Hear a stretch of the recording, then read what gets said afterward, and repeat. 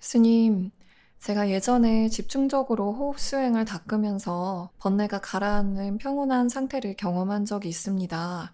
그런데 오히려 그 경험이 자만으로 이어지는 것을 보고 내가 호흡 수행의 경험을 좀 뒷받침할 만한 마음의 자세나 어떤 근기 같은 게 좀 부족하다고 생각을 하게 되면서 수행의 방향을 바꾸게 됐었는데요. 그러면서 이후로 몇 년 동안은 개에 대해서도 좀 공부를 하고 자해나 알아차림을 닦으면서 좀 지내왔었습니다. 그래서 오늘은 그렇게 수행을 이어오면서 경험했던 여러 가지 변화 중에서 특히 알아차림의 좀 수준에 대해서 스님께 여쭤보고 싶은데요. 과거에 호흡 수행을 집중적으로 닦을 때 호흡 수행에 단순 집중을 했던 게 아니라 그때에도 번뇌가 일어나면 계속해서 그걸 무상하다고 관찰하면서 내려놓으면서 이제 호흡 수행 그런 수준을 나아갔었는데요. 그게 마음에 대한 이해로 이어지지는 않았던 것 같고, 오히려 그때의 경험이 자만으로 이어지는 걸 보면서 왜 마음에 대한 이해로 이어지지 못했을까에 대한 의문이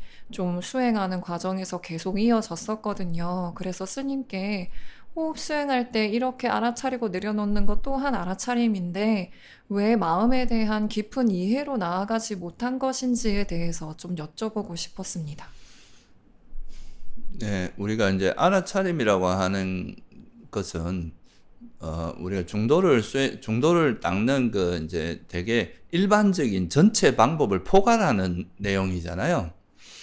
그러다 보니까 이것도 이제 수행해 나가면서 나름대로 그 수행자의 그 이제 수행 노력이나根기에 따라서 그걸 이해하는 수준이나 이제 그거를 실제로 그걸 통해서 얻어지는 지혜도 다를 수밖에 없는 게 현실이다 이거죠. 그래서 우리가 이제 특히나 이제 호흡 수행을 지혜가 충분히 이렇게 평소부터 지혜가 충분히 이렇게 무르익지 않은 상태에서 이제 호흡 수행에 좀 들어가서 호흡 수행을 하다 보면 또 사람에 따라서는 빨리 어떤 경험을 하게 될 수가 있거든요. 그래서 이제 어떤 과거 이제 수행에 좀 뭐 어떻게 보면 인연도 있고 이런 사람들은 조금만 수행해도 빨리 이제 그 장애가 가라앉으면서 남들보다 빨리 좀 그런 호흡 수행으로 인한 경험, 장애가 내려놔지면서 고요해지고 막 마음도 되게 차분해지고 이런 이제 경험들을 하게 되는데, 근데 이제 이렇게 하다 보면서 자기 마음에 대한 이해가 충분하지 않은 상태에서는 이런 경험이 오히려 이제 여기에 마음이 이렇게 달라붙어서 그게 이제 자만이나 이렇게 이어질 가능성이 좀 있는 거죠. 그래서 이제 여기서 왜 그런 일이 발생하는가를 좀 살펴보면은, 먼저 일단은 이제 호흡 수행이라는 그의 어떤 메커니즘 자체가, 그러니까 어떤 생각이 움직일 때 그 생각을 충분히 우리가 관찰하고 그거를 이제 충분히 관찰한 다음에 이 생각의 내용이 뭔지를 정확히 이해하고 그걸 받아들이고 숨으로 이제 돌아오고 이렇게 하는 방식이라기보다는, 그래도 이제 그냥 이게 적어도 내가 또 욕심을 내는구나, 성냄을 내는구나 하고 그거 이제 어느 정도 그거의 정체를 파악하면 다시 숨으로 돌아오는 식으로 수행을 하잖아요. 그러니까 다시 말해서 이건 삼매를 좀 개발하는데 좀 초점이 맞춰져 있다 보니까 이런 이제 생각에 대해서 충분히 검토를 하거나 이러지 않고 그냥 알아차리고 돌아오고 이렇게 하는 방식으로 수행을 하다 보면 이 자기 마음을 충분히 이해할 수 있는 좀 그 시간이나 그런 이제 충분한 고찰이 좀 부족한 거죠. 그래서 이렇게 이제 어느 정도 이걸 알아차리고 돌아오고 해서 그래도 일시적으로 장애가 놓아지는, 그래도 이 지혜가 작용하긴 하는데 이 지혜가 이제 그 충분히 개발되지 않은 상태에서 그게 놓아지게 되면 이 그 수행이 잘 되면서 나타나는 그런 현상에 대해서 달라붙는 이런 마음까지 보일 정도로 지혜가 강하지는 못한 거예요. 그러니까 이제 여기에 미세하게 달라붙는 그런 집착들을 우리가 충분히 알아차리고 내려놓을 수 있는 그런 힘이 안 되는 게 크고요. 그리고 이 마음을 충분히 검토할 시간이 없기 때문에 그게 이제 마음에 대해서 이 감정의 내용이 뭔지를 정확히 이해하는데 좀 부족한 것도 있고, 그래서 이걸 보완하기 위해서 이제 저희들이 그 반조를 좀 이렇게 하라고 권유를 하는 겁니다. 그 반조라도 해야지 내가 어떻게 해야 되는 거 알고. 그리고 또 하나는 뭐냐 하면 이제 이런 거를 충분히 하기 위해서는 우리가 일상에서 이제 수행을 하면서 그 자기 마음 상태에 대해서 일상에서는 굉장히 다양하게 변화가 일어나잖아요. 그러면서 그 마음을 충분히 이렇게 자기 마음이 어떻게 작동되는지를 충분히 파악할 수 있는 그런 자료가 많단 말이죠. 호흡수행보다는 훨씬 다양한 경계에 부딪히기 때문에. 그래서 그런 걸 통해서 이제 지혜가 이 삼매의 성장과 비슷한 수준으로 올라왔을 때 이게 되게 안정적인 수행 상태가 됩니다. 근데 이 삼매가 향상되는 거에 비례해서 지혜가 따라오지 못할 때는 이게 불균형이 일어날 수가 있는 거죠. 그래서 보통 보면 이제 충분히 자기가 지혜가 성장하지 않은 상태에서 삼매력만 너무 확 이렇게 앞장설 때, 이럴 때 그런 부작용들이 되게 많이 나타납니다. 그런데 이제 질문자 같은 경우는 이런 거에 대한 좀 문제의식을 느끼고 계도 공부하고 이제 일상에서의 뭔가 이제 수행을 하려고 하고 그 속에서 자기 마음을 이해하려고 하는 노력을 했기 때문에 그런 노력이 이 삼매력의 향상에 못 따라오던 지혜를 같은 수준으로 이렇게 끌어올리는 역할을 해주게 됩니다. 그래서 이게 사실은 되게 중요한 건데, 그래서 사실 호흡수행만 너무 이제 어떤 경우는 그냥 딴 거 안 하고 그냥 계속 호흡에만 집중하게 만드는 경우도 있는데, 이렇게 하면요 지혜와 삼매의 불균형이 좀 심화됩니다. 그렇게 되면 삼매가 향상되면서 이제 분명히 경험을 이전에 경험하지 못한 새로운 경험을 하게 되는데, 그런 경험을 할 때 거기에 달라붙는 미세한 집착을 볼 힘이 없어요. 그러니까 여기에 자기도 모르게 자만이 달라붙고 이 수행의 경험에 대해서 너무 과도하게 높게 해석을 한다거나 이렇게 돼서 이런 거에 대한 부조화가 이제 수행자에게 오히려 좀 문제점을 일으키는, 그 장애를 일으키는 경우가 많거든요. 그래서 처음에 이제 아마 질문자가 경험했던 거는 그 수행이 그래도 인연이 있어서 이제 삼매력이 증가하는 만큼 이 지혜가 같이 충분히 따라주지 못했고, 그러니까 이제 이 수행의 경험으로 인해서 오히려 자만 같은 이런 문제가 생긴 거죠. 근데 이제 스스로가 그런 걸 그래도 질문자는 발견을 해서 이거를 보완하기 위해서 일상수행으로 돌아간 거나 비슷해요, 그게. 일상에서 수행을 하면서 계도 지키고, 이제 현실 속에서 이제 구체적으로 이제 내 마음을, 이렇게 알아차리고 바로 잡는 그런 노력을 하면서 여기서 갑자기 올라간 이 불균형을 좀 해소하게 되는 그런 과정을 거쳤기 때문에 그런 게 오히려, 호흡 수행을 하는데 장기적으로 보면 훨씬 도움이 됩니다. 결국은 우리가 그런 말을 하거든요. 진짜 선정에 들려면 삼매와 지혜의 균형이 잡혀야 된다. 오건의 균형, 그리고 칠각지가 그 삼매를 닦는 그 삼매 그룹하고 지혜 그룹이 적절히 균형이 잡혀졌을 때, 그때 이제 정말 선정에 들어갈 수 있다. 제대로 된 선정에 들어갈 수 있다. 그 지혜가 같이 가야 된다는, 지혜가 성장하면서 마음이 저절로 쉬어지게 되거든요. 장애가 쉬어지는 거죠.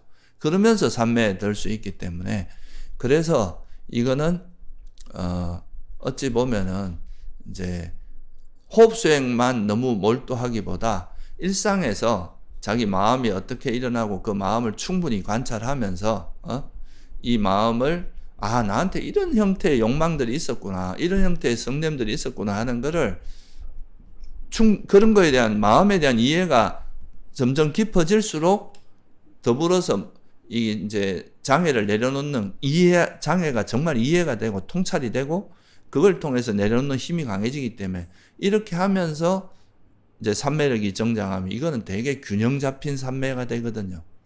그래서 그런 과정이라고 보시면 좋을 것 같습니다.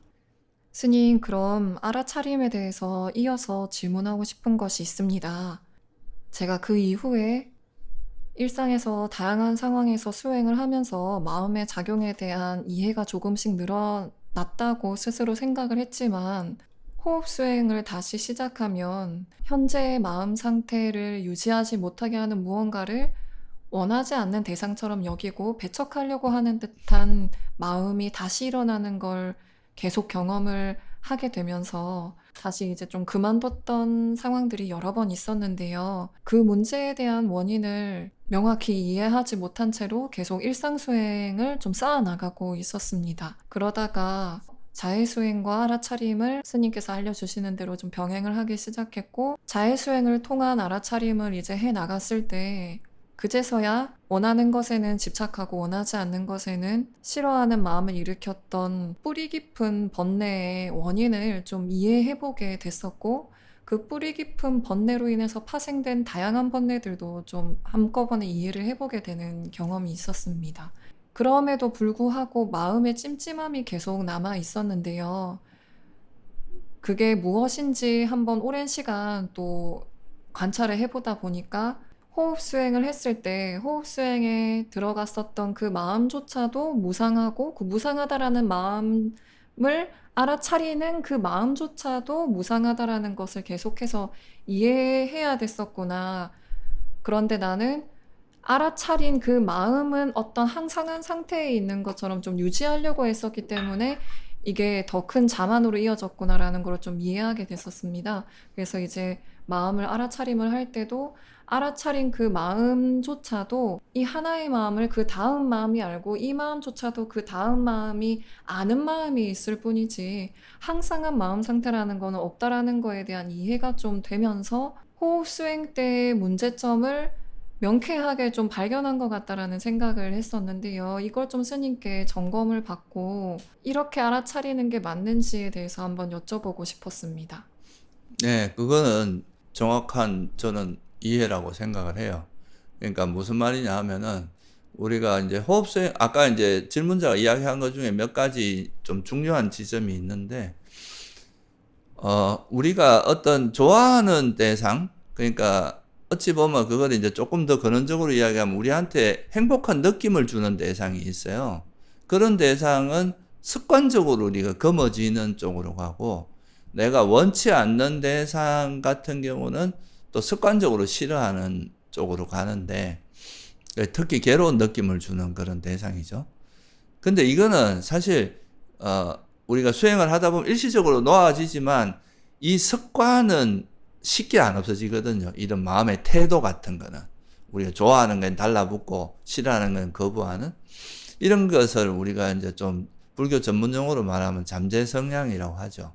그런 잠재 성향 같은 경우는 이게 자기도 모르게 마음에 배어 있는 것 같은, 습관적으로 배어 있기 때문에 자기도 모르게 그래 작용을 하는 거예요. 근데 이게 이제 특히나 이제 내가 원치 않는 상태가 나타났을 때는 자기도 모르게 자꾸 밀어내고 불편해하고 없었으면 좋겠다고 생각하는 이런 식으로 작용을 하고, 자기가 좀 마음에 드는 대상이 나타나면은 그거를 이제 거머쥐게 되는데, 특히나 이제 호흡 수행을 할 때도 마찬가지로 그냥 단순히 우리가 호흡에 집중하는 것만 있는 게 아니라 이 호흡 수행이 제대로 되려고 하면 내가 호흡 수행 중에도 내가 원치 않는 그런 번뇌라든가 생각이 일어날 수 있잖아요. 그러면 그런 거에 대해서 보통은 이걸 막 싫어하게 된다고요. 거북스럽고 이런 거 좀 아니랐으면 좋겠고, 또 내가 고요히 있고 싶은데 주변 환경이 그러지 못한 거기에 대해서 또 거부감, 화가 일어나고, 이렇게 이게 이제 습관적으로 일어나는데, 이런 것들을 자해로 이제 계속 대응하는 방식으로, 이 대응하는 방식을 바꾸다 보면 이게 지금까지 해오던 거와 다른 방식으로 대하니까 훨씬 내가 마음이 편해지고 그게 더 유익하다는 걸 알게 되잖아요. 그러면서 서서히 마음의 태도가 바뀌게 돼요. 이제 내가 원치 않는 대상을 만났을 때 과거에는 그냥 막 화를 냈다가 내려놓는 이거에 좀 급급했는데, 이제는 그거를 화가 좀 원치 않는 대상이 나타나도 화 안 내고 이렇게 자유롭게 대하는 그런 이제 마음의 태도가 서서히 이렇게 개발이 되는 거죠. 싫어하는 마음 뒤에는 또 내가 이제 거머쥐는 마음이 있다 보니까, 그러다 보니까 또 이제 그 뒤에 내가 집착하고 있는 이 싫어하는 마음 뒤에 있는 그 자기 욕망도 보게 되고, 그러다 보면 이제 이거를 좋아하는 게 나타나든 싫어하는 게 나타나든 평온하게 좋거나 싫거나 이런 마음 없이 대하는 태도의 변화가 일어나기 시작하면 이게 이제 아까 초반에 이야기했던 이 호흡을 대할 때 처음에는 그냥 이제 이 번뇌를 알아차리고 내려놓고 알아차리고 내려놓고 이런 거에 좀 급급했다면 여기서 한 단계 더 나아가서 이 좋아하는 게 나타나든 싫어하는 대상이 나타나든 그게 크게 연연하지 않고 이거를 대처할 수 있는, 그러니까 마음이 좀 이렇게 평화롭게 이걸 대응할 수 있는 거죠. 평온하게. 그렇기 때문에 수행이 또 한 단계 업그레이드가 되는 거고. 근데 이렇게 해서 이제 마음이 좀 많이 쉬워지는 거죠. 근데 이렇게 하다가 이제 또 근데 좋아하는 게 이거를 이제 알아차리면서 이런 상태를 알아차리면서 우리가 이제 그 세속적인 대상에 대해서는 집착하면 안 된다는 거는 또 수행을 하다 보면 이제 그 태도의 변화가 일어난단 말이죠. 그러니까 내가 좋아하는 대상이나 이런 거는 하면 안 된다는 거는 이제 여기서 변화가 일어나는데, 여기서 한 걸음 더 나아가면 이런 거를 이제 파악하고 나서 이거를 이렇게 알아차리고 있는 이 마음은 일종의 지혜 같은 이런 거란 말이죠. 그러니까 이런 마음은 또 약간은 이것조차도 무상하다는 거, 이것조차도 사실은 그 세속적인 대상이 아니고 비세속적인 대상이지만 우리가 원하는 걸 집착하는 그거의 기본 맥락은 비슷하거든요. 그냥 대상이 좀 더 고급스러운 대상으로 바뀐 것밖에 없는 거예요. 그래서 이런 이제 정말 수행이 잘 될 때 나타나는, 또 이걸 알아차리면서 그런 나타나는 그 아주 그 지혜로운 마음, 삼매의 마음, 이런 것들은 또 되게 이제 정말 이렇게 고귀한 대상이다 보니까 이것 자체는 자기도 모르게 달라붙게 되는, 미세하게 되는데, 근데 아까 이제 질문자가 이야기했듯이 이 마음조차도 이게 정말 이런 지혜가 있구나 하는 것도 뒤에 마음으로 아는 거니까, 이것도 이 마음은 사라지고 나서 뒤에 마음으로 아는 거잖아요. 그러니까 이것 자체가 이렇게 하면은 정말 이게 내가 알아차린 그 마음마저도 사실은 무상한 거구나. 내가 이제 탐욕과 성냄이 사라지고 그 고요하고 지혜로운 그런 마음을 이 알아차리는 마음, 지켜보는 이런 걸 아는 마음조차도 무상하다는 걸 알면 여기에서도 집착을 내려놓게 되고, 이러면서 정말 이제 아무리 고귀한 대상이라도 우리가 집착하지 않고 나아갈 수 있는 그런 상태가 되는 거죠. 그래서 이거를 이제 전문 용어로 뭐라고 하냐면 빠띠 윗바사나라는 말이 있어요. 빠띠라는 말은 뭐뭐에 대하여다, 뭐 이런 말이고, 윗바사나 수행을 통해서 생긴 지혜에 대해서도 윗바사나를 해야 된다, 이 말이에요. 그러니까 내가 어떤 걸 알아차렸다고 해서 그 알아차린 그 마음 자체도 어떤 조건에 이런 걸 통찰하면서 일어난 지혜지만 이 지혜도 영원한 게 아니고, 이걸 영원하다고 생각하면 이제 우리가 순간적으로 착각하니까 아까 이제 질문자가 했더니 여기에 자꾸 집착을 하게 돼. 자기도 모르게 달라붙게 되고, 이걸 계속 유지됐으면 좋겠다, 이게 안 없었으면 좋겠다, 영원했으면 좋겠다, 이런 마음으로 자기도 모르게 가게 되는 거예요. 근데 아까 말했듯이 이 마음조차도 앞에 일어난 걸 그냥 뒤에 마음으로 아는 것 뿐이구나. 그리고 이 마음도 또 뒤에 마음으로 아는 거다, 이렇게 생각하면 이 마음이 계속 변하고 있다는 걸 직감적으로 알 수 있잖아요. 그러니까 그렇게 됨으로써 이게 이제 우리가 어떤 현상을 바라볼 때 어떤 그것이 선법이든 불선법이든 그 자체가 다 조건에서 생겨난 거고 그것 자체가 무상한 거라는 걸 알면, 그러니까 불선만 내려놓는 게 아니라 선에 대해서도 집착하는 마음, 집착하지 않으면서 개발할 수 있게 된다. 이게 이제 대단히 중요한 거고, 그래서 질문자가 지금 뒤에 마음으로 앞에 마음을 알아차린다 이런 걸 아는 거는 그 어떠한 마음, 알아차리는 마음조차도 무상하다는 거를 이제 그 직접적으로 관찰을 통해서 이해하는 이런 경험이기 때문에 이거는 뭐 굉장히 의미 있는 통찰이라고 생각할 수 있습니다. 네, 스님 말씀 들으면서 제가 다시 한 번 더 이해를 해봤는데요. 저는 그 당시에 호흡 수행을 했을 때 좋은 경험도, 그리고 알아차림을 통해서 어떤 대상을 아는 마음도 내가 생각하는 한 가지의 상태를 유지하는 것이 수행의 어떤 이상적인 모습이라고 좀 생각을 했던 게 있었던 것 같다는 생각이 좀 지금 들었습니다. 지금은 내가 대상을 아는 마음이 있고 그 아는 마음조차도 그 다음 마음으로 알게 되고 그리고 내가 만약에 무상하다고 통찰을 했다면 이 무상하다고 통찰하는 마음도 그냥 그 다음 마음이 알면서 계속 생멸하면서 이어지는 거지. 한 가지 상태가 선처럼 쭉 유지되는 게 아니라는 이런 생각이 이제는 좀 들었는데요. 그러면 제가 과거에 한 가지 마음 상태를 항상하게 유지하는 것이 수행의 어떤 이상적인 모습이라고 생각했던 게 유신견의 일종인 건지 아니, 좀, 그렇죠. 그게 전형적인 유신경이고 아, 실체화하는 거죠. 음, 어떤 마음 상태가 우리가 지혜가 생겼다고 해도 어떤 순간에 생긴 지혜가 영원히 지속되는 게 아니라 지혜라는 이 앞에 마음, 뒤에 마음, 이어지는 마음들이 본질적으로 지혜라는 거는 이제 계속 지혜가 이어진다고는 할 수 있지만 동일한 마음이 이어지는 건 아니잖아요. 왜냐하면 우리가 이전의 상태보다 더 많은 또 정보와 지혜가 쌓이면서 조금씩 더 성장하고 더 발전하고 그런 거잖아요. 그 이름이 지혜라는 이름이 똑같다는 거지. 그 내용 면에서는 조금씩 더 발전하거나 퇴보하거나 뭐 이런 변화가 계속 있을 수밖에 없잖아요. 근데 마치 내가 그때 경험했던 그 마음 상태가 영원히 지속되길 바란다. 이거는 이 마음을 나라고 생각하는 게 유신견이잖아요. 그런 것도 있고 또 이 마음을 실체화하는 것도 있고 또 다른 말로 하면 이 마음이 영원하다고 착각하는 것도 들어가고 이런 것들이 우리가 여기에 마음이 달라붙게 만들고 그러면서 이게 이런 이제 미세하게 달라붙는 이런 집착이 오히려 수행을 방해하거든요. 그래서 지금처럼 이제 아무리 이게 선한 마음이고 지혜라 할지라도 알아차린 마음이라 할지라도 계속 조건 따라 변한다는 걸 알면 이거에 매이지 않으면서 이걸 개발하는 방법을 알게 되는 거예요. 그러니까 이제 질문자 같은 경우 이전엔 잠시 이거를 좀 여기에 걸리고 매이면서 매였기 때문에 이걸 실체화하고 이런 일이 있었던 거죠. 근데 이것이 이게 내가 일어난 마음을 뒤의 마음으로 아는 걸 뿐이고 그러면 이 뒤의 마음으로 안다는 앞의 마음이 사라졌다는 뜻이거든요. 그러니까 그런 식의 이해가 직접적인 이해가 생기니까 그러면 내가 여기 더 이상 집착할 게 아니구나. 불선이든 선이든 그냥 이 마음 자체는 다 조건 따라 변하는 것일 뿐이구나. 무상한 것이고 그리고 내 거라고 할 만한 것도 없구나라는 걸 알면 이제 훨씬 더 수행이 정말 많은 것이 쉬워지게 되는 아주 좋은 그 통찰이라고 볼 수 있습니다.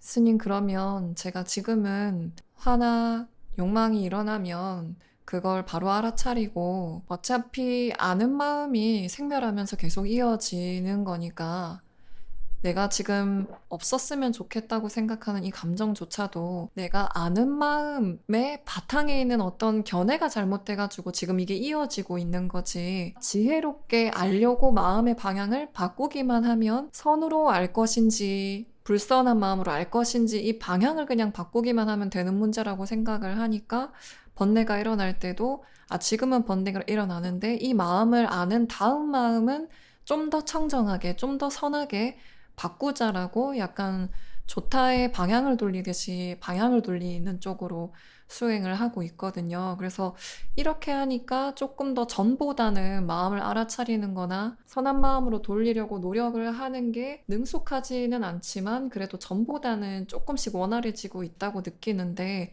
이 방향으로 수행을 하는 것이 적절한지 또 좀 여쭤보고 싶습니다. 그것도 아주 바람직한 상태라고 볼 수 있습니다. 결국은 이제 우리가 기존에 앞에 일어났던 번뇌를 우리가 이제 그냥 표현을 하자면 버린다고 표현을 하는 건데 사실 앞에 일어난 마음은 사라지게 돼 있잖아요. 이미 일어난 마음은 사라질 수밖에 없는 건데 이 마음이 우리가 이제 뒤의 마음에서 지혜가 일어나지 않으면 이 마음은 또 이제 화가 났다면 또 다른 형태로 화가 계속 대상을 바꾸거나 내용이 바뀌면서 계속 이어지는 거잖아요. 그걸 우리가 화가 이어진다고 표현하는 거잖아요. 근데 이 화가 일어난 건 앞의 마음은 어차피 사라지긴 뒤의 마음이 지혜로 바뀌어버리면 이 마음은 힘을 잃어버리는 거죠.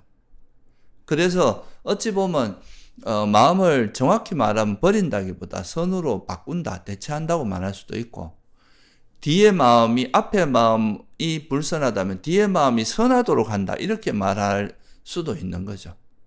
그러니까 그렇게 하면 우리가 이거를 버린다 뭐 없앤다 이런 표현은 우리가 그냥 이 관습적으로 쓰는 표현이고, 좀 엄밀하게 말하면 이걸 버린다는 것은 뭔가 실체가 있는 걸 없앤다 이런 느낌인데, 그게 아니라 사실 일어난 마음은 사라지게 돼 있으니까 오히려 이 지혜가 작동하게 해서 뒤에 일어나는 마음이 선하도록 만든다, 이렇게 보는 것도 오히려 더 이제 정확한 표현이라고 할 수 있습니다. 그래서 지금 질문자가 말하는 방식으로 수행을 하면 올바른 방향이다, 이렇게 볼 수 있습니다. 감사합니다, 스님.